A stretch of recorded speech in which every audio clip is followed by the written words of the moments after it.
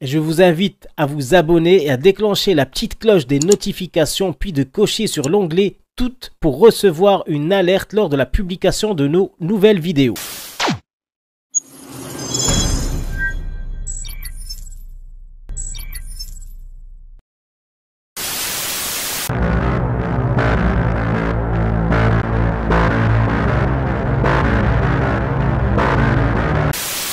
Niao les amis, j'espère que vous allez bien, que vos familles se portent bien. Après la série de vidéos sur la cessation de vie forcée de la princesse Salma, j'ai l'impression que l'on va débuter aujourd'hui une nouvelle saga sur la disparition de Mohamed VI, roi et dirigeant fantôme du Maroc. Nous verrons dans cette vidéo toutes les preuves de la désintégration physique et symbolique du roi Mohamed VI au profit de son fils le prince héritier Hassan qu'on prépare à prendre le pouvoir. Ces derniers temps, ce sujet porte au-delà du royaume chérifien. Le monde entier se demande quels mystères et secrets sont emmurés dans les palais de Sa Majesté. La presse occidentale parle des errements anormaux du souverain entre le Gabon et Paris ces 6 derniers mois et de son abandon total du pays pour jouir de l'argent des Marocains à travers la planète. En réalité, cette situation dure depuis plus de 23 ans. Depuis le premier jour de son règne, ce monarque travaille uniquement pour sa richesse et ses intérêts personnels, loin des besoins de son peuple. Sa fortune personnelle se hisse au rang des premières fortunes mondiales. Il est ainsi le 5e monarque le plus riche au monde, avec une fortune estimée à 8,2 milliards de dollars. Et là, on ne parle que de chiffres officiels, communiqués par sa propre holding, la Royal Seaguer. L'argent du hashish, les autres activités peu avouables, ainsi que les comptes offshore ne sont évidemment pas comptabilisés. Il dépasse ainsi en fortune le roi Charles III et le prince de Monaco. Effrayant pour un petit pays du tiers-monde qui est classé 123e dans le classement du développement humain, loin derrière l'Irak, le Liban et la Palestine, des pays pourtant ravagés par les conflits armés et le chaos économique. N'oublions pas que sont dépensés plus de 800 000 dollars quotidiennement par jour pour le simple fonctionnement des palais de Sa Majesté. Son fils, le futur Hassan III, a longtemps été considéré comme l'enfant le plus riche au monde, avec une fortune estimée à 1,5 milliard de dollars. Le souverain osa même dire dans ses discours que ses enfants étaient traités et soignés comme tous les Marocains, comme tous les enfants de tous les Marocains. Quand on connaît l'état des hôpitaux au Maroc et la détresse sociale inhumaine dans laquelle sont plongés certains enfants des rues, le viol et le travail forcé n'étonnent plus grand monde au sein de la population, tellement ces actes ignobles sont banalisés. On ne peut imaginer ce jeune multimilliardaire qui a comme hobby de brûler des billets de 500 € partager les mêmes préoccupations que ces miséreux qui n'ont de toutes les manières aucun accès aux soins et à une vie normale. Nous n'évoquerons pas les centaines de cousins, cousines, tantes et diverses personnes affiliées de près ou de loin à la famille royale qui perçoivent des mensualités allant de quelques milliers à des centaines de milliers de dollars. Pour là de simple argent de poche. On ne compte pas leurs biens au Maroc, à l'étranger, leurs business divers et variés où les passe-droits sont érigés comme une règle de base. Revenons aux éléments troublants que nous allons disséquer dans cette vidéo, qui souligne la gravité de la situation au sein du palais. La vérité est encore plus sombre qu'il n'y paraît. Depuis que le Marzan a annoncé le Covid de celui qui se prétend être le descendant du prophète Mohammed, rien ne va plus. Personne ne peut confirmer que le souverain est en bonne santé, ni même vivant. Et nous allons voir tout de suite tous les événements qui créent la polémique autour de cela dans cette petite autocratie du Maghreb. Non pas que Mohamed VI était très bavard durant son règne, on ne l'entend presque jamais, hormis dans ses discours où le pathétique se débat avec les anachronismes, le non-sens, le pas intéressant et les bégaiements de rigueur qui nous sert à chaque occasion officielle.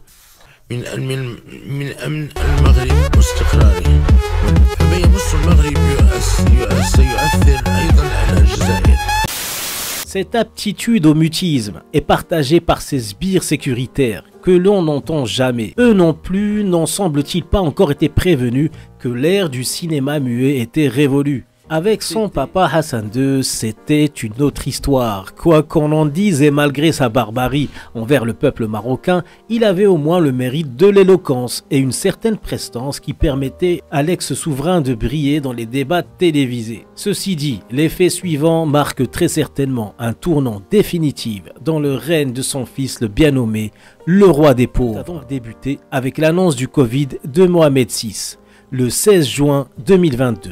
Fait étrange, le palais ne communique généralement jamais sur la santé des membres de la famille royale. Il y a bien eu cette fois où a été diffusée une photo pathético-surréaliste du roi entouré de sa famille après ce qu'ils disent être une opération du cœur. Mais d'après le témoignage d'un ancien des services secrets marocains, Farid Boukas, il s'agirait plutôt d'un stratagème pour brouiller les pistes concernant le supposé meurtre de la princesse Selma, l'ex-femme du roi, disparue des radars quelques jours plus tôt et toujours portée disparue depuis 2017. Je vous laisse ici le lien des différentes vidéos enquêtes sur le sujet et vous promets très bientôt une suite avec des révélations qui devront mettre fin à ce qui semble être la mascarade macabre du siècle. Revenons à notre mouton royal et parlons de l'épisode de la fête du mouton, justement de l'Aïd al-Adha de l'année 2022. Premier incident. Premier fait remarquablement douteux qui suivit l'annonce faite au préalable du supposé Covid royal. Durant la cérémonie du 10 juillet 2022, où le roi est supposé durant de longues heures prier avec son assemblée comme à son habitude et sacrifier le mouton en direct à la télévision, les Marocains ont plutôt assisté à une courte vidéo qui semblait être diffusée en différé vu les coupes de montage que certains vidéastes dissidents ont rapidement décelées. Un long plan figé sur le plafond, véritable star de cette vidéo, hante encore la mémoire des spectateurs. Cette cérémonie religieuse qui ne durera que quelques minutes finit par créer une réelle polémique sur les réseaux marocains. Pire encore, toutes les cérémonies habituelles de l'Aïd al-Kabir furent annulées pour cause de Covid. Bien étrange pour un pays qui a levé la plupart des restrictions concernant le Covid, comme la plupart des pays dans le monde. Après ce qui semble être une vulgaire mascarade, les réseaux d'information sérieux marocains crièrent à l'unisson à la supercherie. La bonne santé du roi, voire sa présence sur notre belle planète, fut très sérieusement mise en doute. Les services secrets du royaume n'ont eu d'autre choix face à ce tollé généralisé que de sortir une vidéo en urgence montrant M6 faire son shopping à Paris pour dire à tout le monde et au petit peuple que tout allait bien. Malheureusement pour eux, au même moment de la diffusion de cette vidéo de propagande, nous n'étions pas loin avec Dounia de l'endroit où ce mensonge éhonté avait été tourné. Nous avons rétabli la vérité, cette vidéo était ancienne, la décoration du lieu ne correspondait pas à la déco actuelle. Les deux derniers discours tant attendus qui devaient faire taire toutes les rumeurs sorties le même mois d'août 2022, tenus à quelques semaines d'intervalle, filmés avec la même tenue, donnent tous deux l'impression d'avoir été tournés à la suite, à la va-vite. Malheureusement pour le palais, après ces moments télévisuels stériles, les rumeurs pour le plus grand nombre sont devenues des certitudes. Quelque chose d'anormal se trame au sein du palais. Mohamed VI parle dans ses discours de sujets complètement frigos, qui n'ont absolument aucun rapport avec l'actualité ou la réaction face à la crise actuelle due au conflit en Ukraine, qui devrait décimer très bientôt de fin une partie du pays et du continent africain. Il y assène à la suite, tranquillement, des banalités, un discours sur le droit des femmes qu'on devrait respecter, mais qu'on devrait surtout respecter les droits islamiques qui, justement, pour certains domaines, ne sont pas exemplaires dans la parité homme-femme. Des non-sens, des banalités, des contradictions invraisemblables, des discours bateaux qui n'ont l'air d'exister que pour remplir un vide, le vide de cette crise que connaît le Maroc actuellement, un stock de vidéos préenregistrées que les services policiers utilisent au moment adéquat. Le souverain d'ordre divin était censé participer, comme il l'a fait maintes fois le 28 août 2022 en terre tunisienne à la 8e édition de la TICAD, Tokyo International Conference on African Development. Il aurait eu là l'occasion de faire taire toutes les mauvaises rumeurs sur sa mauvaise santé ou sur sa mort, surtout en ces circonstances officielles entourées de nombreux chefs d'État où des enjeux importants allaient être discutés. Que nenni. D'après les médias officiels marocains, le roi ne se déplaça pas à cause de la présence du Polisario, alors que la présence de ce pauvre Ibrahim Rali ne l'a jamais dérangé auparavant dans des précédentes éditions ou dans d'autres événements où ils étaient côte à côte.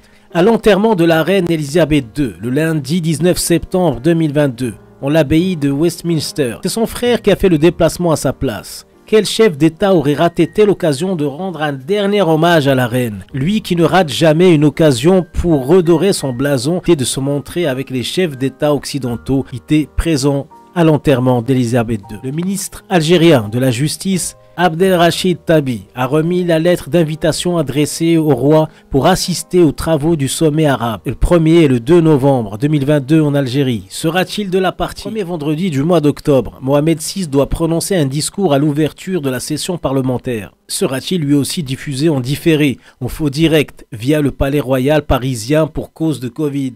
Les raisons de douter de la bonne santé, de la vie ou simplement de l'abandon du poste de monarque pour les raisons précitées ou d'autres sont nombreuses et seront logiquement amenées à se multiplier après la publication de cette vidéo. On a pu voir ici que quelques exemples de preuves de la déroute royale en cours. Je vous ai épargné la dernière vidéo du roi titubant à Paris qui donne l'impression d'être relayé par les services secrets marocains pour signifier sa bonne santé. Après tout ceci, vous me direz, pour les plus sceptiques d'entre vous, mais qui recevra Emmanuel Macron lors de sa visite en octobre au Maroc? Je vous répondrai que je n'en sais rien, que malheureusement je ne profite pas encore de dons divinatoires. Ceci dit, on peut s'amuser à quelques suppositions comme celle que Macron soit reçu par son sosie. Si, ne rigolez pas, la presse sérieuse et de nombreux livres ont disséqué ce sujet avec preuve à l'appui concernant de nombreux chefs d'État. Paraît que Vladimir Poutine, Saddam et de nombreux éminents chefs d'État auraient le leur. Alors, pourquoi pas M6? Le voilà, le supposé sosie sur ces images. Enfin, je ne peux évidemment rien confirmer. Cela semble complètement loufoque, mais ce qui circule chez certains dissidents marocains sérieux qui ont pris le temps de décortiquer image par image qui démontrent les différences entre la copie et l'original. Même si cela semble fou, comme dit auparavant, nombreux chefs d'État faisaient appel à des sosies pour des raisons évidentes de sécurité ou pour toute manipulation politique. La reine d'Angleterre, avant de nous quitter, fit bien venir un hologramme pour saluer la foule à sa place. Plus sérieusement, si M6 est vivant, mais dans un état préoccupant, Macron pourrait juste ne pas communiquer sur la santé du roi pour le bien des relations diplomatiques entre les deux pays. Rappelez-vous qu'il y a eu beaucoup de retenues concernant la santé zombiesque de l'ancien président algérien Bouteflika de la part de certains médias français. On peut supposer beaucoup de choses sur ce qui pourrait éventuellement se passer, mais voyons plutôt les derniers éléments que je peux vous confirmer d'après notre enquête. Pour avoir visité souvent les alentours du palais à Paris et acheté 80 millions d'euros en pleine crise du Covid, plus proche des 110 millions d'euros d'après certaines sources, je peux vous affirmer qu'il s'y passe des choses étranges, une sécurité jamais vue auparavant, autant française que marocaine. Cette agitation pourrait être expliquée par la présence du prince héritier, le futur Hassan III, qui pourrait être en formation accélérée en France pour prendre la relève et surtout être protégé d'un éventuel meurtre d'un des membres de la famille alaouite qui serait tenté d'être calife à la place du calife. Voyez dans ces images inédites du palais une agitation qui n'est pas normale et je peux vous promettre que certains jours la sécurité est multipliée par 10 et le périmètre de sécurité qui se fait bien au-delà du seul périmètre du palais.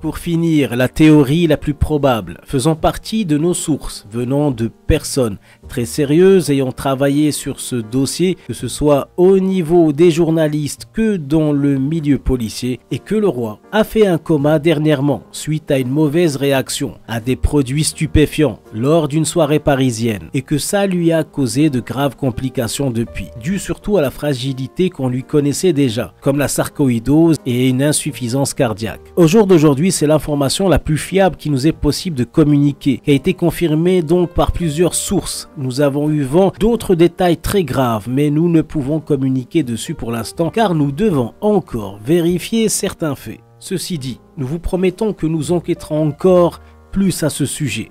Et nous ne laisserons plus la presse poubelle sécuritaire mentir au pauvre peuple marocain qui, en plus de se faire voler son pays, piller ses richesses, n'aurait pas le droit à l'information. Imaginez un pays comme la France ou les États-Unis dont le dirigeant ne communiquerait pas avec la presse ni même avec le peuple qu'il est censé servir. C'est une hérésie, même pour la pire des dictatures. Merci les amis d'avoir suivi cette vidéo. N'hésitez pas à laisser en commentaire ce que vous pensez de cette situation ubuesque. N'hésitez pas aussi à liker la vidéo, à la partager et surtout à vous abonner à mon compte TikTok. Nous y ferons bientôt des lives quotidiens pour vous donner la parole. N'oubliez pas que seuls nos efforts communs feront la révolution de demain. Force et honneur.